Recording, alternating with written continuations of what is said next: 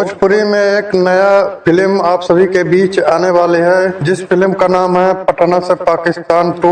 इस फिल्म में 2-3 स्टार बहुत बड़े बड़े रहने वाले हैं। इसी फिल्म के बारे में अपडेट दूंगा, वीडियो के अंत तक बने रहिएगा क्योंकि ऐसी खबर आप तक मिलती रहे। चलिए आपको बता दूं, भोजपुरी निरहुआ जी का एक बहुत बड़ी फिल्म बनने जा रही है, जिस फिल्म का नाम है पटना से पाकिस्तान 2। इस फिल्म में नजर आने वाले हैं निरहुआ, पवन सिंह, रवि किशन, जो कि बहुत ही जबरदस्त तीनों स्टारों के साथ यह फिल्म बनाई जा रही है। और 2 एक्ट्रेस नजर आएंगी इस फिल्म में, जो कि बहुत ही धमाका यह फिल्म बनने जा रही है। और दोस्तों, पटना से पाकिस्तान 2 यह फिल्म शूटिंग स्टार्ट कर दिया गया है। आप लोग स्क्रीन में देख सकते हैं, तस्वीर वीडियो में चल रही है। पटना से पाकिस्तान पहला पार्ट बहुत ही धमाका हुआ, अब पटना से पाकिस्तान 2 बनने जा रही है, शूटिंग स्टार्ट कर दिया गया है। ये रहा छोटा सा अपडेट। वीडियो पसंद आए तो लाइक शेयर जरूर करें। धन्यवाद, थैंक यू।